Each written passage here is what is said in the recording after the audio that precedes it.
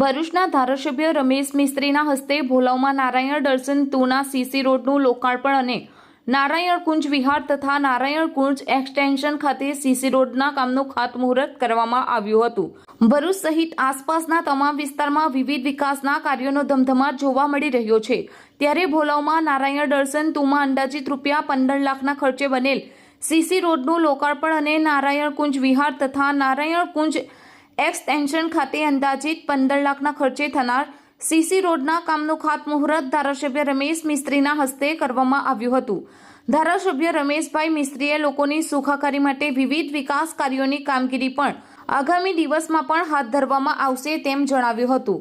આ પ્રસંગે જિલ્લા પંચાયત કારોબારી ચેરમેન ધર્મેશભાઈ મિસ્ત્રી, ભોલાવ ગ્રામ પંચાયતના સરપંચ, ઉપસરપંચ, તાલુકા પંચાયત સભ્યો સહિત ગામના અગ્રણીઓ અને સ્થાનિકો ઉપસ્થિત રહ્યા હતા।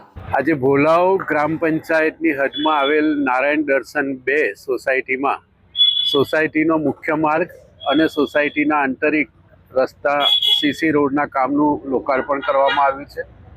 15 લાખ રૂપિયાના ખર્ચે આ રોડ તૈયાર થયો છે। ભોલાવ ગ્રામ પંચાયતના સ્વભંડોળમાંથી આ રસ્તો બનાવવામાં આવ્યો છે।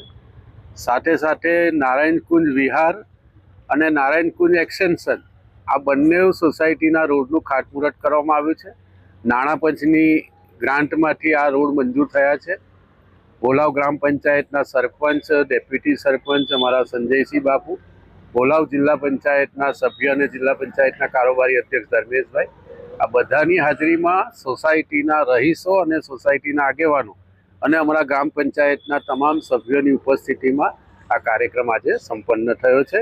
30 લાખ રૂપિયાના ખર્ચે આ લોકાર્પણ અને ખાતમુહૂર્તનો કાર્યક્રમ થયો છે।